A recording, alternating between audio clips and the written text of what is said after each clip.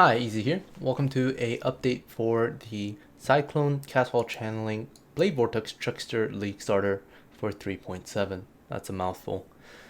So I'm gonna give you guys an update on the build, upgrades that I've made, changes to the build that I made, and reasons as to why I decided to make those choices, and some additional thoughts about the league mechanic, especially the boss encounters, and my future plans for this character and other characters coming forward.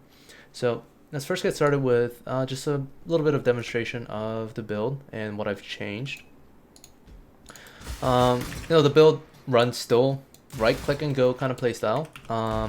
I am still looking at a playstyle that encourages you to not let go of the Cyclone button, so that it's just a smooth gameplay experience where you just hold down Cyclone and just go, go, go.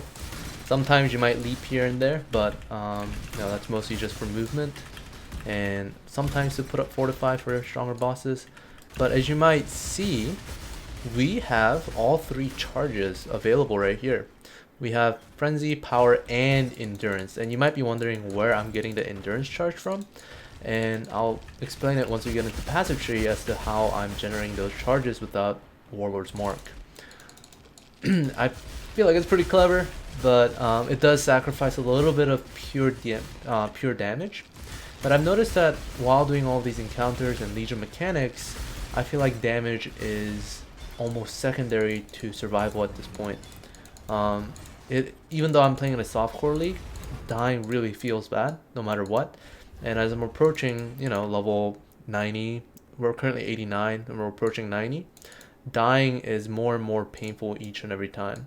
So that was a quick demonstration of what a Delve node looks like. It's not too deep, only around depth level 100, but it should show you kind of how we play. My Atlas progression is it kind of reflects my Delve progression right now. I'm mostly in yellow tier because I am progressing with my group.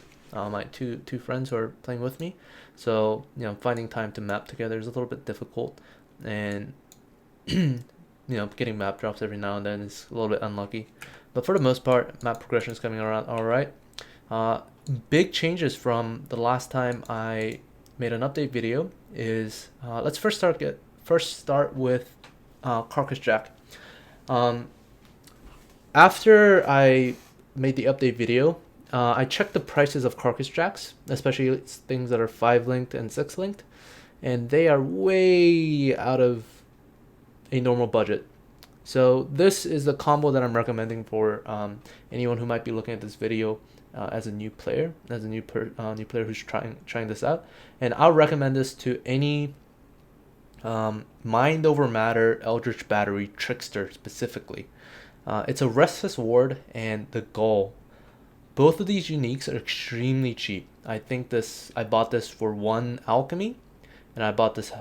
This one dropped for me, but it's only like 2 chaos, 1 or 2 chaos, and they provide a lot of evasion, a lot of energy shield, and a lot of life, all of which are extremely beneficial for our playstyle.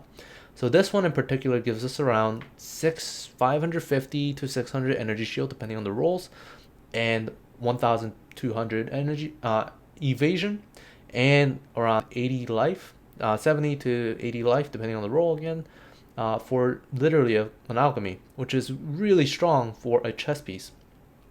Also, there's a lot of synergy with the charges for this build specifically that I'll go into in just a second, but the goal is also really solid as well because it gives us around 160 ES, which isn't too high, but it is good. It is substantial enough.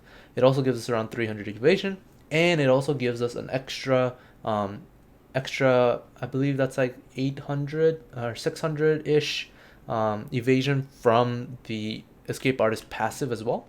So there's a lot of synergy going on with being a trickster and using this, as well as a solid amount of life, and the shrines that the goal creates, as well as if you manage to proc a shrine in a map, it's insane. If you manage to get either of the AoE up or the speed bonus shrines, it's really fun. It's like a weak version of a headhunter, but you don't have to pay 45 exalts or however much they are. It's just a nice little fun mini game for you to play. Like pick up the shrines, be a little bit faster, be a little bit stronger. Um, the reason why I said 550 energy shield instead of 350 is because of the, once again, Trickster passive, Escape Artist. It gives us around 250 additional energy shield, give or take. So it's really solid combo. I am still using Hymn Sorrows. The prices of Watcher's Eyes that have physical to cult conversion for Hatred Aura is still extremely high. So I'm not sure when I'll be able to afford that and switch over to a rare glove. But it's serving us pretty well. We currently rare belt, rare boots. Just go for life, resistance, movement speed on boots specifically, and just whatever you can find. Same thing with all of my accessories. All of these are like maybe 5 to 10 chaos. They're a little bit higher on the quality side, um, but they're all still very much affordable. You can even probably find better ones for cheaper at this point in the league. I also have a Taste of Hate, which is fairly expensive. I thought they were like 20 chaos. They turned out to be 50 chaos now. I bought this at 50 chaos, so it might be a little bit out of reach for a brand new build. Someone who's just starting to get into maps and things, but definitely worth the money. I wouldn't rush it too much. You can just use a regular diamond flask or sulfur flask while you build up for this, but it's very much worth the money. The big upgrade is my weapon. I paid 5 exalts for this, maybe a little bit too much, but a 5-linked shaper staff, or sorry, 6-linked shaper staff is pretty nice, especially when it's an eclipse staff. So it gives me a 100% global critical strike chance from the get-go with the implicit, and I managed to use a fossil craft, just one, to get this, which was nice because I didn't have any money left. So it was definitely nice hitting that cast while channeling. So it's pretty solid. I think it was around like an 80% more damage increase because of the fact that I was using a 5-link, and I was also using a pretty subpar weapon. So it was a huge damage increase for me. This will carry me far into red maps and beyond. It's been doing pretty well. I could definitely get a better weapon. I am looking to save up a little bit more. The fossil combination that I would use is like etheric. I don't have metallic, and I don't. All right, I would use etheric, metallic, and then jagged. And jagged is a little bit expensive because physical damage. A lot of physical weapons are trying to use it, so that's the most expensive one. But this is only like 5 chaos per try, and it's extremely good at landing all the caster mods that you want. So I would say I'll probably save up around another 15 to 20 tries and see if I can get a better one than this later down the line. But pretty decent weapon. If you can't afford 5 exalts to get something like this, there are substantially cheaper options. I think a 6-linked staff, a 6-linked eclipse staff specifically, is running anywhere between 35 to 50 chaos for a base. And from there, you can use the same etheric, jagged, metallic combo to get a weapon that looks like this, except without the channeling part. And if you can land a high spell damage, high damage to spells, and high amount of crit chance or crit multiplier, any combination of that is extremely solid for a staff like this. So definitely give it a try. Don't be intimidated by the fact that I have a pretty expensive staff. There are definitely budget options available for you. If I were to make a budget version of this that has like maybe 40% less damage, it would still run it would run less than an exalt. So definitely give it a try. As for our passive tree, I made some changes, and this is where we get our endurance charges. So this node, Smashing Strikes right here, gives us a 10% chance to gain an endurance charge on a melee critical strike. That is the only reason why we take this node, and by having the endurance charge generation through Cyclone crits, it gives us a very steady supply of endurance charges for us to use with Immortal Call.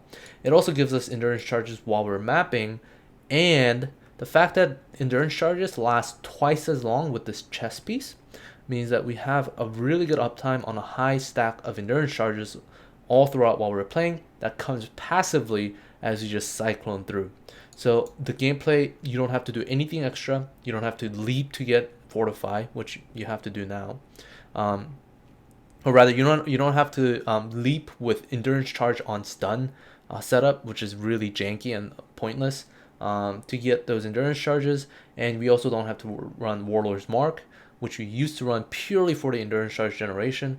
We can make endurance charges while we are fighting bosses now, which is really good. And I'm very happy with this choice. We did give up a little bit of DPS, but not too much. We actually get a little bit more defense as well by getting these spell block and attack block nodes while using a staff.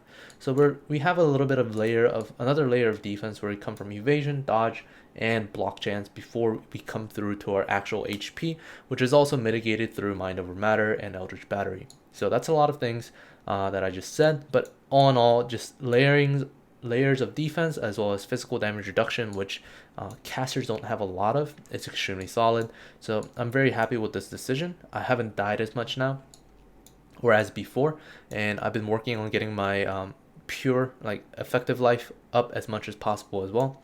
So that's been on the works. The next step is just to get more jewel slots.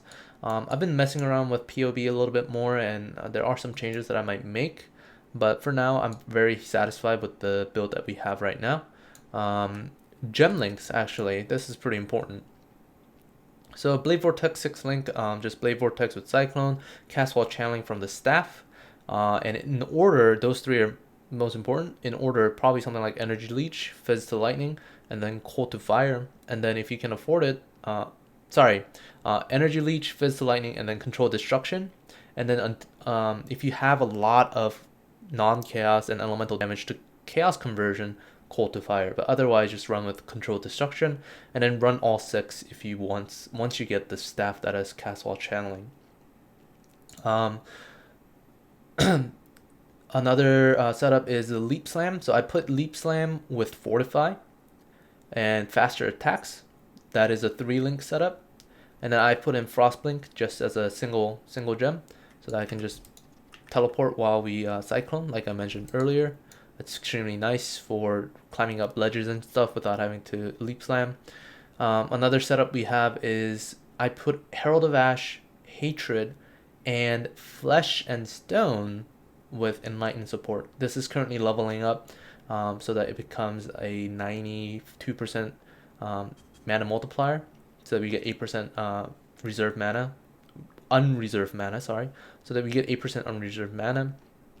And you might wonder two things: why Flesh and Stone, and why are we using Enlighten if we have 50-50 or 50-25-25 and mind over matter with Eldritch Battery? Like, there's no need for us to have mana.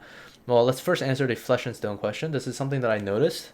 So a lot of casters are starting to use Flesh and Stone, and the more I looked at it, the more it appealed to me.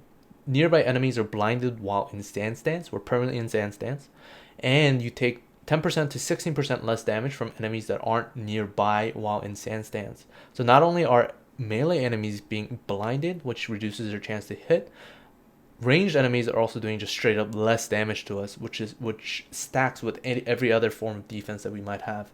So this is purely defensive. It is purely defensive, but it's extremely strong for just 25% of your mana. I don't think any other defensive aura comes even close to this.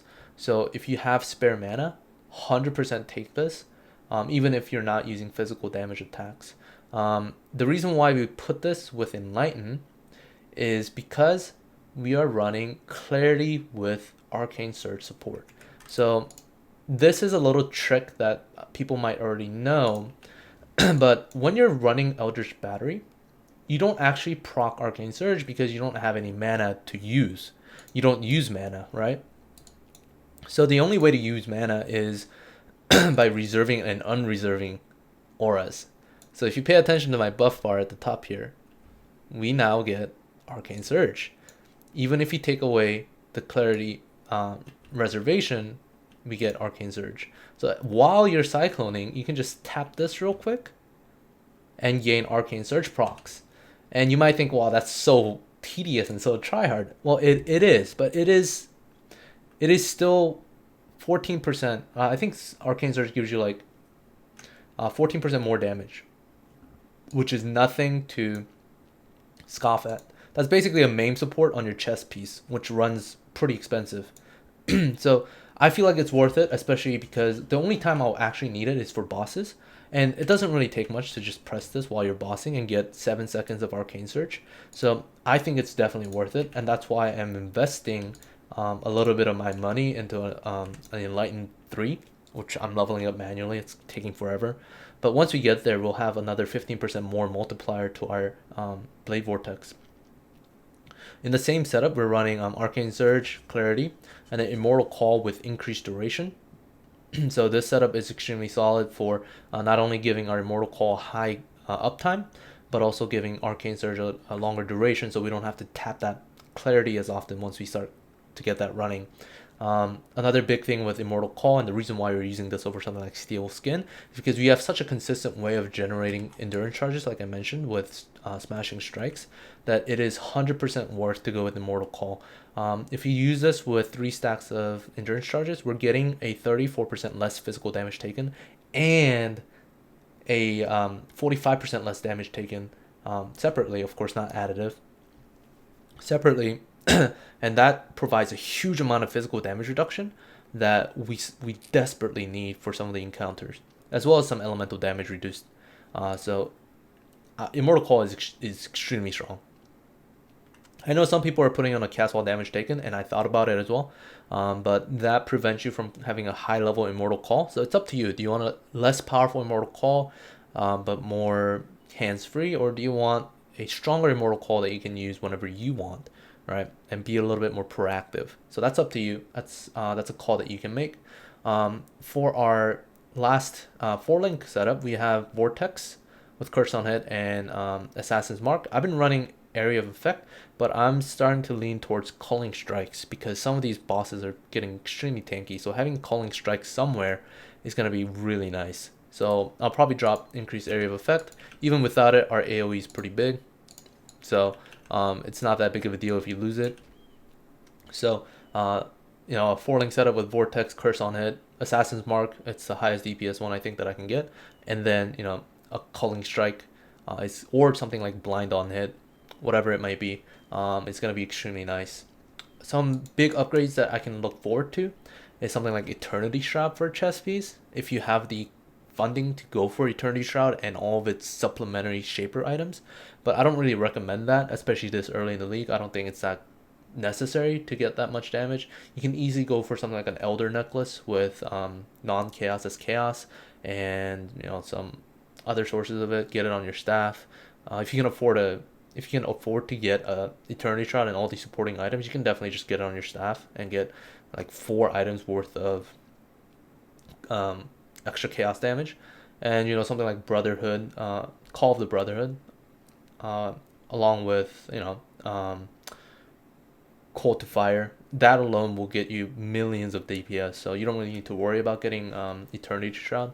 I'll definitely just recommend just stick with Restless Ward for a while, and if you can, just use this. That's extremely cheap, extremely cheap. All of this can be budgeted, so don't worry too much about that. The one thing that I really look forward to right now is getting maybe like I think it's like Insanity Gloves, where you get 16% more attack speed multiplier as a modifier, and then just crafting on the 25% physical damage to cold conversion or something like that. That'll make our leap slime so much faster, and I'm looking forward to that. But otherwise, the gear is straightforward, and I've been really enjoying this character a lot. This is like first league where I feel like I don't really want to switch another character until I beat Uber Elder. So I'm definitely looking forward to progressing further. As for our Atlas progression and like the game itself, the league, I've done some of the encounters with the splinters, like making these into collecting 100 and making into little things that you put into your map device. They've been really difficult, as in it's really fun, and it requires a lot of DPS and a lot of positioning requirements, as well as emphasizing on speed. So there's a lot of pressure that is put on you right away, and the more you clear, the more rewards you get. So it encourages you to be strong. In order to do something like a four faction trial, it's gonna take a lot of DPS, because you can clear it, but you're not going to get a good reward or an equal amount of investment, like a return on investment, unless you're clearing these guys 4 or 5 times over and over again. And they have substantial amount of HP, like huge amount of HP. So that's why I feel like this league emphasizes more on having high single target DPS and focusing on skills and mechanics that support that kind of playstyle, rather than focusing on clear speed, clear speed, clear speed. Because people are running things like ED Contagion to farm the monoliths, which is perfectly fine. I think that's a great way to make currency. That's a great way to engage in the content. But when you start doing things like 5 man, 5 faction Legion encounters, you're gonna need some serious single target DPS in order to get through that.